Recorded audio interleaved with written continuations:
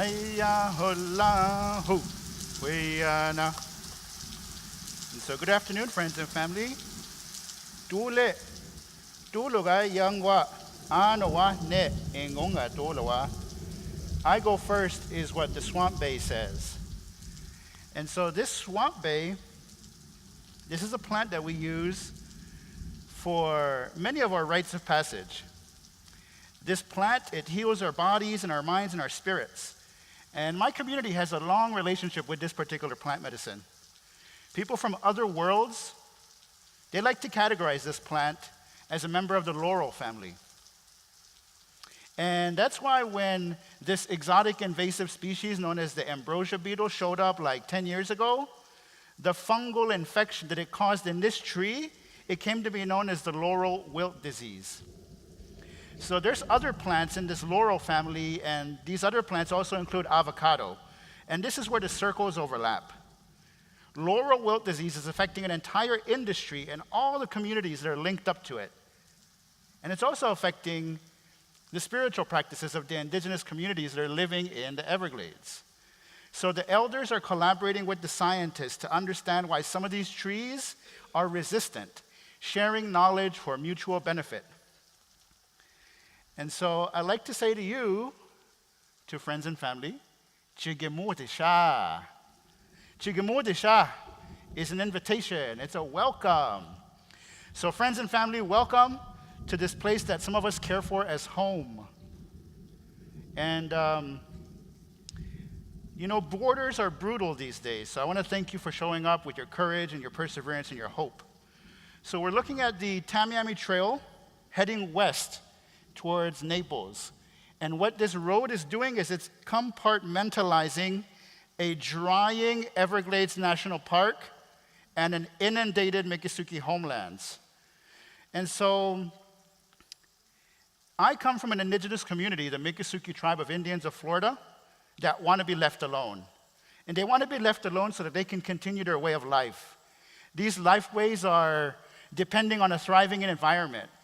And to restore those conditions, the citizens of the state of Florida and the United States of America, they must work together with the indigenous communities to implement the policies, to deploy the resources, to accomplish one of the largest environmental restoration projects in the world. But none of what I'm saying is new. This just emphasizes the need to listen more closely to what the locals are saying.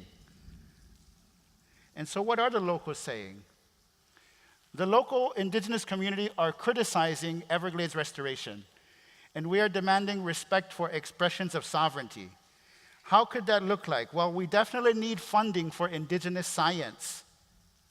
We need to respect data sovereignty. In terms of telling the truth and honoring promises, these include the historical truths as well as the current promises. And that also means that restoration is a climate change resiliency strategy. So when it comes to making relationships with indigenous communities, there's right times to visit when you're welcome, and there's definitely times to stay away. For example, when there are sacred events going on. Those are private. But invitations work miracles. Invite each other regularly. I encourage you to reach out to indigenous communities and encourage collaboration. So when we talk about this trust responsibility, we're talking about a legal framework. And this is where big issues like culture, spirituality, environmental racism, and big business, they intersect. These trust responsibilities are relationship guidelines, they're protocol. And they exist today because of the legacy of the United States land grab that was recorded in treaties. So today, my community, the Miccosukee tribe of Indians of Florida, we have relationships with communities all around the world, government to government. And so when we're talking about protecting these environments, then we have some legal agreements that are in effect. So this is where treatment as a state comes into play. The Miccosukee tribe of Indians of Florida have been able to enforce water quality standards on their land. But what this means is that everybody upstream is affected. They have to meet the Miccosukee standards downstream. Standards that were passed in 1989 that were contested and criticized and finally accepted. So The community worked with scientists to set the benchmark for water quality. You have to achieve a quality of 10 parts per billion of phosphorus, and that's just one of the nutrients that are loaded into the system, primarily from sugarcane agriculture, industry, cattle, tourism, and other things. So these laws, the Miccosukee water laws, were passed about 20 years ago. And what are the Miccosukee saying? Well, just 3 months ago, they were talking about ongoing discrimination and the laws that are disregarded. But what is the Miccosukee tribe doing to hold the state and federal governments accountable? Well, they do that through a language that they understand, through litigation, through science, and through money. So 3 of the integral components that the environmental protection efforts that the Miccosukee tribe stand on are the sciences, are the storytelling, and are the sovereignty. Storytelling is vital for restoration. My elders are telling us, this is how we remember it. This is the way we want it again. So science, 10 parts per billion of phosphorus, and get the flows right, get the level of the water right. When it comes to sovereignty, it's about keeping promises that the federal government and the state of Florida made. And these promises are about maintaining the Everglades in a natural state for the designated uses of the Miccosukee tribe. So long story short, we're talking about decolonization here. We can decolonize science, which is what the Miccosukee tribe is doing. They're bending the analytical tools, the methodologies, the techniques, and the assumptions to respect their cosmovision. And so, articulating Miccosukee priorities, when the Miccosukee tribe speaks with water scientists and they ask them to run the numbers to protect the tree islands, the scientists do that, and then they come back and tell us that was an interesting exercise because they're coming from another worldview. So when we're talking about decolonizing science, I would definitely refer you to the work of Dr. Kim Tallbear, who's at the University of Alberta. And you can hear her voice on podcasts like Media Indigena and TP Crawlers, or TP Confessions. But remember that decolonization is not reconciliation. So let's fund the Miccosukee science. They have a lot to care for, and they're doing it right, because all the science that they're putting out there originally argued, but now it's being accepted.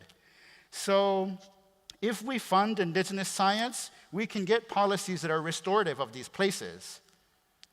But why does the Miccosukee tribe have to fund their own science? Well, it comes back to telling the truth. The Miccosukee tribe can't rely on the science of others because the science of other people is incomplete, is distorted, and is left out of the picture. That's why we need to fund Miccosukee science, indigenous science. But the tribe is going to be reluctant to share this data. Why is that? And that's because we're talking about some hard truths. They don't want these numbers used against them. For a long time, we have a legacy of abuse, genocide. And so, before I go to the next slide, I just wanted to show you again. Storytelling, science, and sovereignty is a way of decolonizing science. So, when we talk about the genocidal policies of the Miccosukee tribe that they have endured, we're talking about poisoning the Indians on numerous occasions, which is still ongoing across multiple generations. No one has ever told the truth about residential schools and things like that, so how do you expect the tribe to share so much of what they are funding out of their own pockets? So these are hard truths. And somebody that I want to applaud for being really good at speaking hard truths is a woman from my community. And the work of my organization is Love the Everglades movement. We uplift others, provide support for projects in art and visions.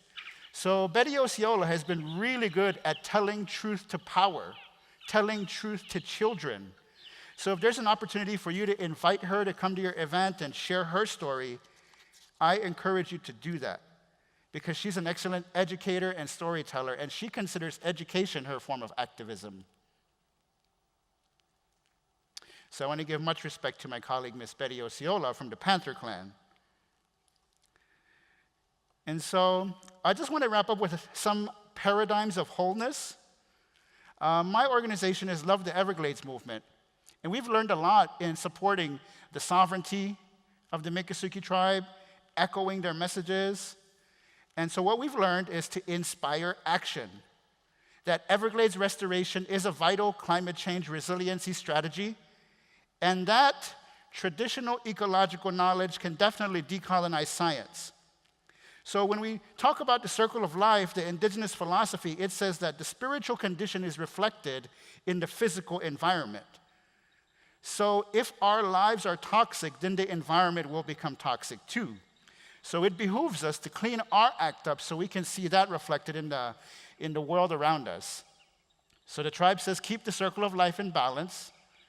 And I've also been inspired by the work of Ken Wilber and others working in integral theory. So this paradigm of wholeness is helping me with an analytical tool that makes me more thorough in my environmental advocacy. So both of these paradigms point to the need to be multilingual. The Miccosukee tribe has no problem speaking to the animals and birds and elements and rocks and trees.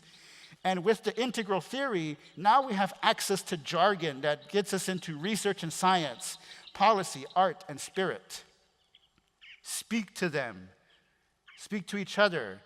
Better yet, sing to them. Sing with them.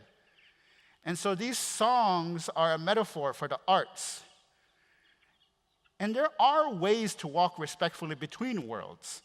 That's what the protocol is about. That's what the relationship guidelines are about. Working respectfully with indigenous communities, working respectfully with the elements and all of the universe around us.